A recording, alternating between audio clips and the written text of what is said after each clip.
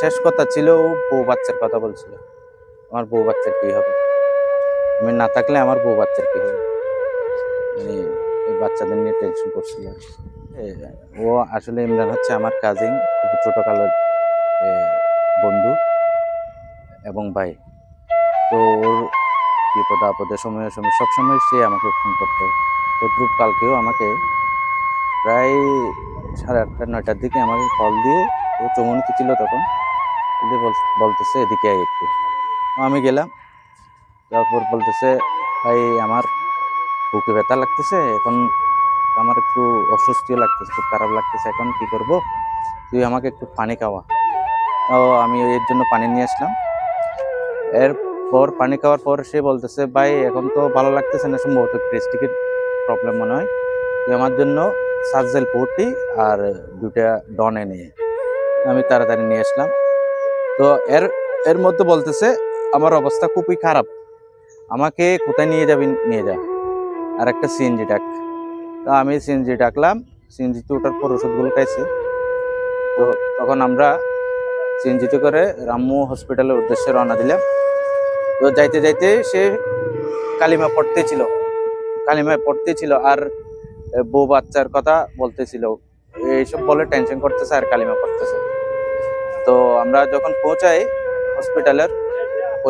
তখন সে গাড়ি থেকে নেমে সরাসরি ইমার্জেন্সি রুমে গেল, ডাক্তার অন্য রুমে ছিল।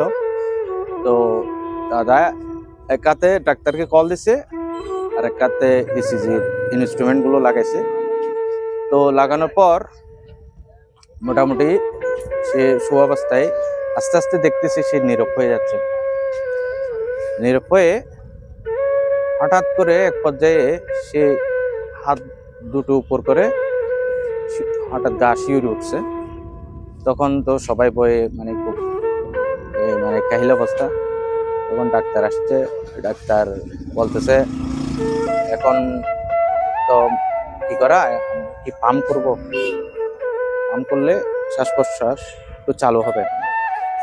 তো পাম্প করছে, পাম্প করার পর ওই যে নীরব থেকে হঠাৎ করে তার শ্বাসটা বড় হয়ে গেছে, মানে হঠাৎ করে সে সতেজ হয়েছে। তো আমরা মনে করছি এর স্বাভাবিক অবস্থা ফিরে আসছে, প্রাণ ফিরে পাইছে। আমরা মোটামুটি একটা স্বস্তিতে ছিলাম। হঠাৎ করে দেখতেছি আবার সে নীরব হয়ে গেছে আবার আগের মতো।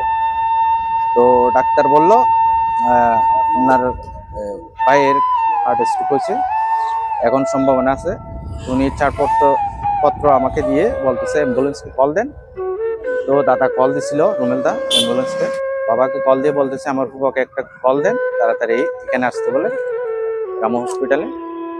তো আমি যখন অ্যাম্বুলেন্সে তুলছি একে, তো অ্যাম্বুলেন্স নিয়ে নিচে নামার সময় ফুফাকে পাইছি। ওনাকে নিয়ে আমরা কক্সবাজার সদর হসপিটালে নিয়ে গেলাম। ওইখানে কর্তব্যরত ডাক্তার তাকে মৃত ঘোষণা করে। আসলে আমার ভাই খুব অল্প সময় থেকে অনেক স্ট্রাগল করছে। এর প্রত্যেকে হাসি দেখলেও ভিতরে অনেক কষ্ট ছিল, যেগুলো মাঝে মধ্যে আমাকে শেয়ার করতো। তো অনেক বেশি টেনশন করছে, হয়তো আল্লাহ তাকে হায়াতে একটু দিছে, যার কারণে আল্লাহ মন চাইছে আল্লাহ নিয়ে গেছে। তো আমার ভাইয়ের জন্য দোয়া করবেন।